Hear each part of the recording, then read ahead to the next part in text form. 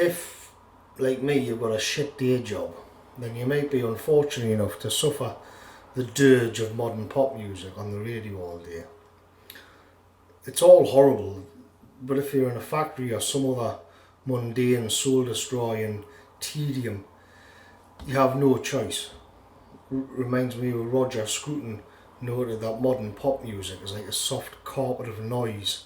It forms the soundtrack to your life. It's everywhere. Today's pop music is so bad, I often ask myself, just how bad can it get before the masses just switch it off? But like in so many other areas, their capacity for punishment just seems to be infinite.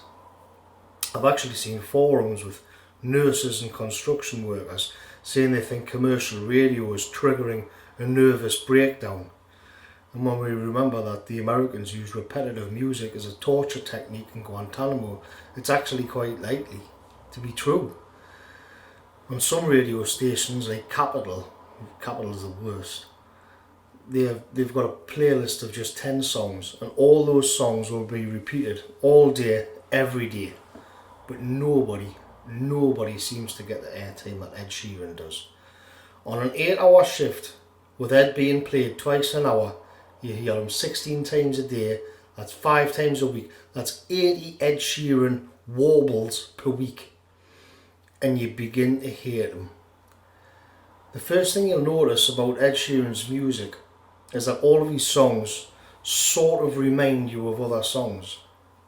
The melodies and the hooks, the irritating way Ed squeaks at just the right places for effect.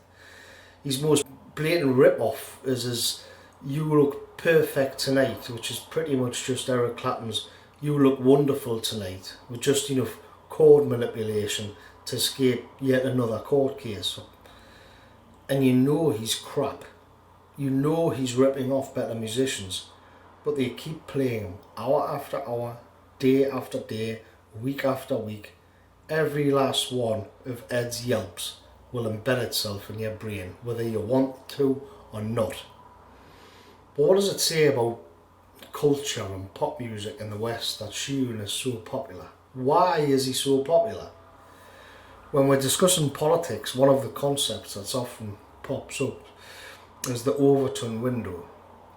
Basically, that's what may or may not be deemed suitable in political discourse. But leaving politics aside, I think that something similar exists in cultural terms as well.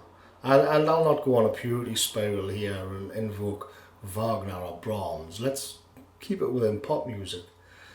A generation ago, when I was a lad, one of the most iconic pop stars was Kurt Cobain of Nirvana. In terms of art and music, Nirvana would probably consider a bit too much today, a bit too raw, a bit too depressing and emotional. Some of the Nirvana stuff that came out was basically Kurt Cobain having a nervous breakdown, and we know he wasn't faking it because he killed himself. Today's cultural and artistic Overton window keeps genuine emotion, which isn't just faked outrage, outside of the area deemed acceptable. Ed Sheeran is right in the middle of the cultural Overton window, which means he's just as boring as the rest of today's pop stars. It's just that he's better at being boring.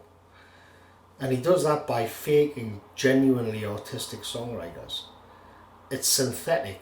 It's music which ticks all the boxes but doesn't leave you unnerved or uncomfortable, or too joyous, or too angry, or too sad, or too happy. It sort of just is. It's music for NPCs. It's music for the masses. The artistic conformity in the Western populations is just as horrifying when you think about it as the political counterpart.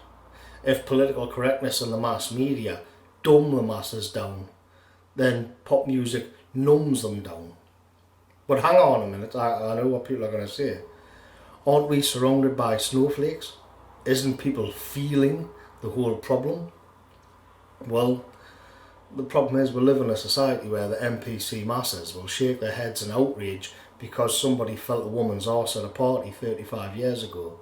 But thousands of girls can be horribly raped and abused by immigrant rape gangs, and they won't bat an eyelid because their emotions are as synthetic and simulated as Ed Sheeran's songs. To like Ed Sheeran is to signal that you're not a threat, that you're never going to rock the boat, and that you don't have ideas above your station. It's the safe play. Furthermore, to immerse yourself in something so anodyne and bland is to protect yourself from authentic forms of human expression. It stands to reason that this will be reflected in the cultural output of the West. And as the biggest pop star on earth, or at least one of them, Ed Sheeran encapsulates the spirit of the age, which is soulless conformity. But the trick to pulling off situating yourself at the heart of the cultural Overton window is that you have to fake authenticity. It's art by numbers. But the masses have to think it's genuine without indulging in existential angst of that somebody like Nirvana would provide. People often say about pop cultural figures like Ed Sheeran, who's certainly one of them, that you either love them or you hate them.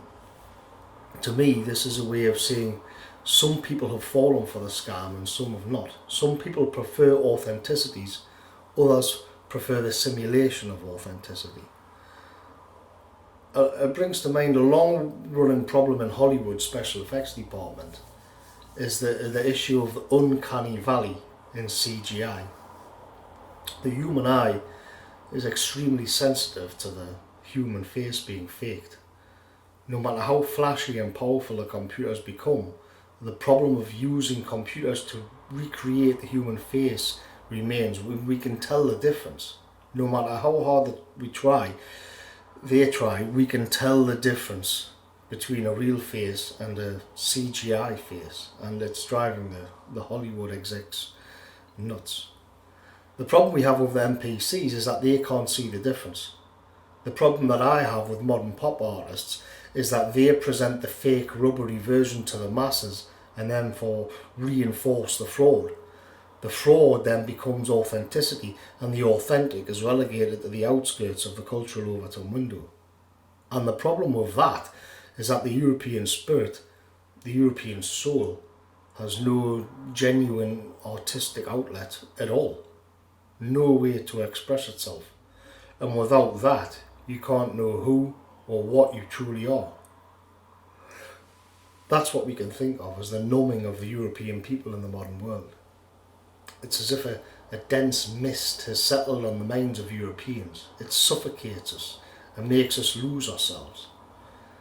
This, of course, is the exact opposite of what artistic expression is meant to do. And so it isn't just that modern pop artists like Ed Sheeran are a bit crap. They're anti-art, anti-music, anti-expression. Yet the light of the authentic does shine through from time to time, and you'll find it in the obscure places. It might be in a soundtrack to a video game. Skyrim springs to mind. It's got a beautiful soundtrack.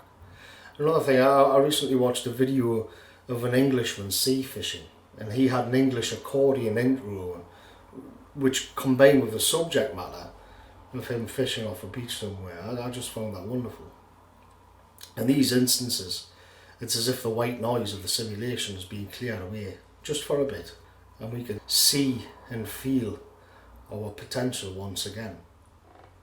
But it takes this clearing for us to get there. I'll catch you all later, folks.